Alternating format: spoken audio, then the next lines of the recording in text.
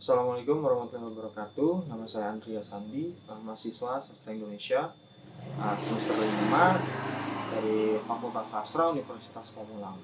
Pada kesempatan ini saya akan menjawab pertanyaan terkait ujian akhir semester dengan mata kuliah Bahasa Sastra dan Media yang diampu oleh dosen Dr. Zamzam Nurhuda, SS. Pertama-tama saya akan membacakan pertanyaan-pertanyaan yang telah diajukan oleh Dr. Zamzam. Pertanyaan pertama ada bagaimana hubungan antara bahasa, sastra, dan media. Pertanyaan kedua adalah bagaimana maksud bahasa dipandang secara sinkronis dan diakronis. Pertanyaan ketiga ada bagaimana maksud dari sastra lokal, sastra nasional, dan sastra internasional. Pertanyaan keempat ada bagaimana peran media cetak dan media online terhadap perkembangan bahasa dan sastra pada saat ini. Pertanyaan kelima ada bagaimana manfaat belajar bahasa, sastra, dan media secara teoritis dan praktis. Untuk menjawab pertanyaan pertama, bagaimana hubungan antara bahasa, sastra, dan media. Pertama-tama saya akan membahas tentang hubungan bahasa dan sastra. Tentunya bahasa merupakan unsur penting dalam karya sastra, sehingga bahasa digunakan oleh para sastrawan untuk menyampaikan ide ataupun gagasan mereka kepada masyarakat pembacanya. Maka hubungan bahasa dan sastra tentunya tidak bisa dipisahkan karena karya sastra tidak akan tercipta tanpa adanya bahasa. Adapun beberapa orang masih menganggap bahwa bahasa sastra dan bahasa pada umumnya itu berbeda, tapi pada kenyataannya itu tidak berbeda sama sekali. Karena jika bahasa dalam sastra yang digunakan itu berbeda dengan bahasa kita pada umumnya, maka karya-karya sastra itu sendiri itu akan semakin sulit untuk dipahami gitu. Makanya bahasa sastra dan bahasa kita pada umumnya itu sama, tidak ada perbedaan. Yang selanjutnya itu ada media, bagaimana hubungan antara bahasa sastra dan media. Tentunya bahasa dan sastra kita sudah mengetahui tadi hubungan mereka. Kemudian hubungannya ke media adalah bahwa media menggunakan bahasa ini pun sama seperti sastra sebagai alat atau sebagai jembatan antara ide-ide dan gagasan yang dikeluarkan penulis terhadap audiens mereka atau khalayak pembaca. Maka itu adapun hubungan media dan sastra, tentunya dari karya-karya sastra ini media turut membantu untuk mempublikasi karya-karyanya, mengenalkan penulis, dan sebagai jembatan kedua, yaitu jembatan pertama ini bahasa, dari bahasa ke sastra, kemudian jembatan berikutnya adalah media yang menyampaikan ke tangan para pembaca, seperti itu. Jadi pertanyaan kedua ada bagaimana bahasa dipandang secara sinkronis ataupun diakronis. Mungkin maksudnya di sini tuh sinkronis dan diakronis itu pada tataran linguistik ya. Jadi maksud dari sinkronis itu adalah kajian terbatas dan diakronis itu kajian tidak terbatas. Nah, jadi menurut beberapa ahli bahwa linguistik sinkronis itu mengkaji bahasa pada periode tertentu atau mengkaji sistem bahasa pada waktu-waktu tertentu gitu. Jadi misalkan kita tuh mengkaji bahasa Indonesia pada tahun 1200-an gitu, atau pasca Sumpah Pemuda gitu. Jadi benar-benar mengkaji bahasa. Kalau sinkronis ini mengkaji bahasanya secara period gitu, hanya pada waktu-waktu tertentu gitu. Sedangkan kajian bahasa linguistik diakronis itu tidak terbatas. Maksud tidak terbatas ini tuh jadi linguistik diakronis ini mengkaji perkembangan bahasa dari suatu masa ke masa tertentu. Jadi kita bisa mengkaji bahasa dari awal mula terbentuknya. Oke. Jadi kita bisa mengkaji bahasa dari awal mula terbentuknya bahasa Indonesia misalkan sampai saat ini, seberapa jauh telah terjadi perkembangan Indonesia dan berapa banyak kosakata-kosakata yang telah digantikan. Atau kita bisa mengkaji satu bahasa dari mulai terbentuk sampai saat ini digunakan dengan versi yang keberapa gitu, karena bahasa itu terus berkembang. Maka penelitian linguistik diakronis ini yang menjadi disiplin ilmu untuk menganalisis hal itu. Pertanyaan ketiga tuh ada apa yang dimaksud sastra lokal, sastra nasional, dan sastra internasional. Sastra lokal sendiri itu yang dimaksud adalah menyangkut tema, gagasan, dan isi dari karya itu sendiri itu bersifat lokal atau hanya dapat dipahami di daerah tertentu atau hanya bisa diselesaikan di daerah tertentu gitu. Seperti isu-isu yang dimuat dalam karya itu pun merupakan isu lokal gitu. Jadi kayak misal kita membicarakan isu yang berada di suatu daerah di Indonesia gitu. Katakan saja misalkan Papua gitu. Misalkan ada sebuah karya sastra yang menceritakan isu-isu yang berada di Papua gitu. Maka itu bisa dikatakan sastra lokal karena hal-hal itu tuh hanya bisa diselesaikan dan dimengerti oleh orang-orang yang berada di sana. Nah, begitupun sastra nasional. Sastra nasional itu berisi ide, gagasan, dan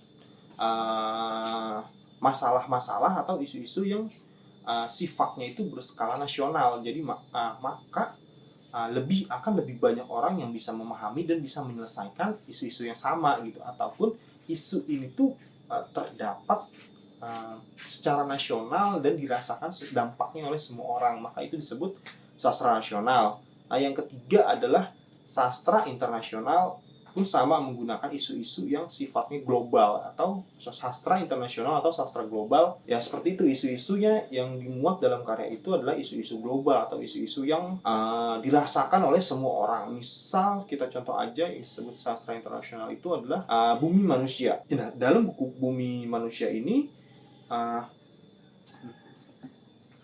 contoh misalkan ada buku karya sastra Bumi Manusia yang masuk dalam sastra internasional, karena isu yang dimuat dalam ini tuh isu antar negara ya, atau isu penjajahan dari negara Belanda dan negara Indonesia. Jadi buku ini tuh masuk ke dalam sastra internasional atau sastra global. Pertanyaan keempat itu ada bagaimana peran media cetak dan media online saat ini terhadap perkembangan karya sastra atau terhadap perkembangan bahasa dan sastra. Tentunya dari zaman dulu kita tuh sudah mengetahui ya bahwa bahasa dan sastra itu berkembang pesat karena didukung oleh media gitu. Media memuat bahasa-bahasa baru, memuat isu-isu baru, kosakata baru yang akhirnya sampai kepada masyarakat luas sehingga mereka bisa memahami bisa mempunyai kosakata baru seperti itu. Dan sekarang pun seperti itu. Kita contoh media cetak, perannya dalam bahasa tentunya sama dengan pada zaman dahulu, memperkenalkan dan memperbaharui atau menambah kosakata baru.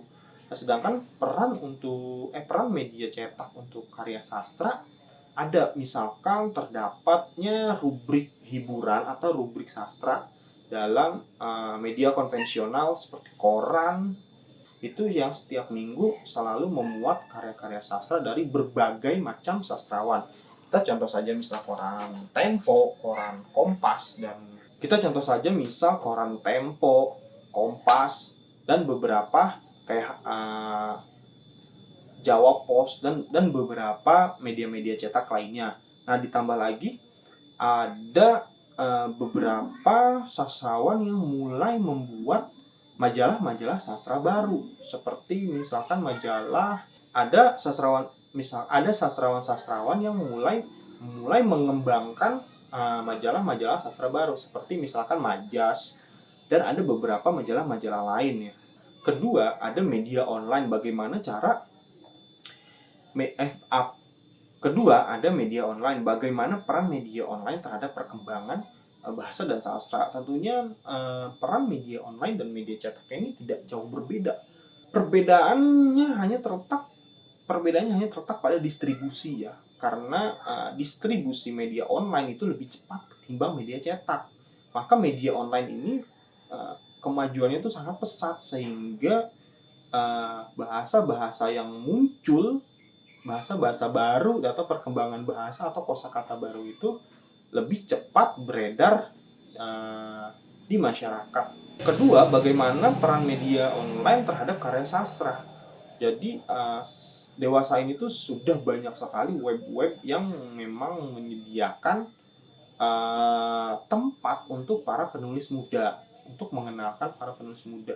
Misal saja kita katakan Wattpad, terus blog, dan beberapa web penulis lainnya gitu. Misal di Wattpad aja itu udah banyak sekali para penulis muda atau para penulis muda yang lahir dari Wattpad gitu. Oleh karena itu, peran media online untuk karya sastra itu memiliki perkembangan yang sangat pesat. Nah, tentunya dalam perkembangan media online terhadap karya sastra ini juga mendapatkan nilai baik dan nilai buruk. Misal saja kita sebut tadi nilai baiknya bahwa terdapat perkembangan dan mampu melahirkan dengan cepat penulis-penulis baru gitu.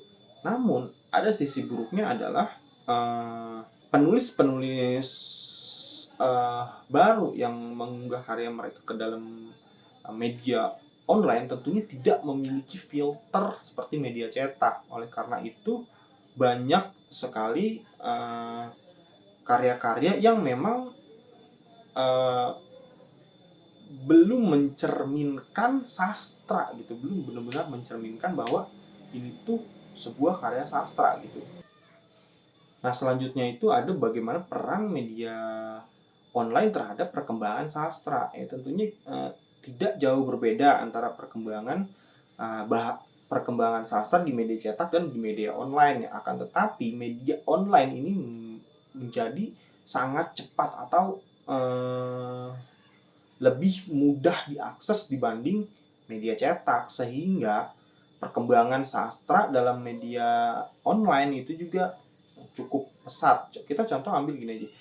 Ada web-web yang memang khusus menyediakan tempat untuk para penulis. Kita sebut saja misal Wattpad atau blog atau web-web pribadi mereka gitu. Web-web pribadi penulis yang memang mereka menuangkan karya mereka secara langsung. Selain itu, kita bisa lihat program televisi yang mulai memuat unsur-unsur sastra. Misal televisi ini ada Mata Najwa yang selalu mengakhiri kontennya dalam televisi itu dengan puisi, seperti puisi gitu, lebih tepatnya seperti puisi atau memang puisi gitu. Itu pun sangat bagus, dan ditambah ada banyak film-film yang mulai diadaptasi dari karya-karya sastra lama. Nah, itu pun turut membantu perkembangan sastra, khususnya perkembangan industri sastra. Karena berbicara perkembangan tentunya kita harus berbicara perihal industri gitu. Nah, oke, untuk pertanyaan kelima, ada apa manfaat belajar bahasa sastra dan media baik secara teoritis ataupun secara praktis? Manfaat belajar bahasa sastra dan media secara teoritis sepertinya kita jadi lebih memahami bagaimana hubungan antara ketiga hal tersebut, bagaimana hubungan antara bahasa dan media, sastra dan media, bahasa dan sastra. Tentunya itu menjadi nilai tambah atau itu menjadi fondasi yang sangat penting untuk mahasiswa mengetahuinya. Tentunya itu menjadi modal yang sangat penting untuk mahasiswa mengetahui seluk-beluk seterusnya. Apa manfaat belajar bahasa sastra dan media secara teoritis?